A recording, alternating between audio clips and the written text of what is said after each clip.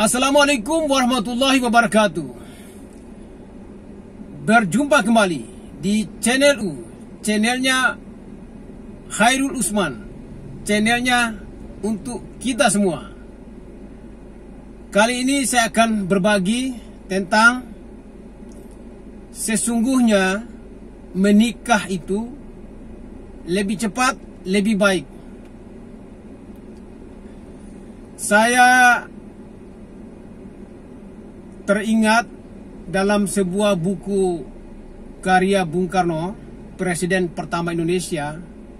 Dalam buku Revolusi itu dikatakan demikian.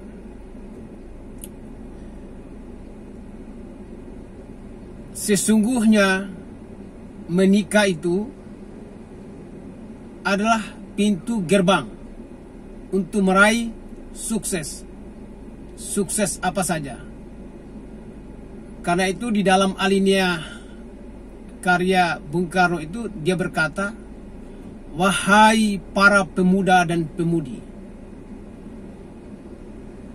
apabila kalian punya cita-cita, maka segeralah menikah. Sesungguhnya menikah itu pintu gerbang untuk meraih sukses, meraih cita-cita tadi. Dan saya juga membaca dalam sebuah riwayat, dalam sebuah kisah Nabi Muhammad SAW, dalam sebuah majelis Nabi bertanya kepada para sahabatnya, wahai sahabat-sahabatku, tahukah kalian itu siapa di antara kita ini yang paling miskin di dunia ini? Para sahabat menjawab, saya tahu ya Rasulullah, si A yang paling miskin.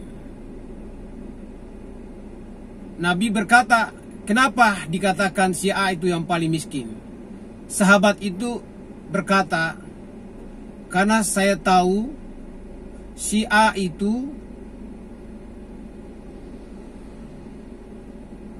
memiliki pakaian yang ada di badannya, tidak mampu ganti pakaian. Jadi pakainya itu aja setiap hari. Dijawab oleh Rasulullah, bukan dia. Kemudian sahabat yang lain, saya tahu ya Rasulullah, si B yang paling miskin. Kenapa si B? Ditanya Rasulullah, dijawab oleh sahabat itu, karena si B itu, saya tahu dia selalu kekurangan makan setiap hari. Tidak cukup makanan di rumahnya. Dijawab oleh Rasulullah, bukan dia. Serentak para sahabatnya bertanya, jadi siapa ya Rasulullah? Yang paling miskin di antara kita di dunia ini adalah pemuda yang belum menikah. Saya memahami bahwa kenapa itu belum menikah dikatakan yang paling miskin. Karena sesungguhnya, sejatinya, kenikmat yang paling besar dalam kehidupan dunia ini berada di dalam pernikahan itu sendiri. Oleh karena itu sangat sejalan apa yang dikatakan oleh Bung Karno, bahwa untuk meraih sukses dan kebahagiaan dalam kehidupan ini adalah dalam pernikahan itu sendiri. Kemudian banyak yang bertanya dan berkata kepada saya, apa yang perlu menjadi perhatian ketika memilih pasangan atau memilih jodoh sebagai istri atau sebagai suami. Di dalam sebuah riwayat, saya katakan lagi bahwa dalam sebuah riwayat hadis Imam Bukhari, dijelaskan itu ada 4 yang menjadi perhatian atau menjadi syarat untuk memilih pasangan.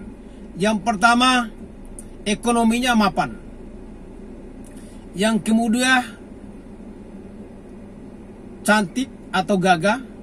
Dan ketiga, dari keturunan yang baik-baik. Dan terakhir, agamanya atau akhlaknya. Tapi 4 syarat ini terlalu sempurna, terlalu ideal. Maka kita akan kesulitan meraih yang sempurna itu, atau menyulitkan kita untuk mencari jodoh atau mencari pasangan hidup itu. Oleh karena itu, saya berpikir yang paling pokok dan paling utama di dalam memilih pasangan itu cukup 2 saja. Apa itu? Pertama, memiliki pendidikan dan keterampilan. Yang kedua, memiliki akhlak atau memiliki pemahaman agama yang baik. Kenapa saya katakan cukup 2? Saya sangat sederhana cara berpikirnya. Karena dengan pendidikan dan keterampilan yang dimiliki, insya Allah akan membuat seseorang, akan membuat manusia itu kreatif dan produktif. Dan insya Allah dia pasti bisa mandiri dalam menjawab persoalan-persoalan kesulitan kehidupannya. Kemudian kedua, kenapa cukup dengan akhlak atau agamanya? Karena dengan akhlak atau moral agama itu akan menjadi modal untuk mengontrol setiap proses perjalanan hidup kita atau perbuatan-perbuatan kita. Nah, di dalam Islam itu sendiri bahwa ibadah atau salat itu sendiri menjadi alat kontrol mencegah seseorang itu dari perbuatan keji dan perbuatan mungkar.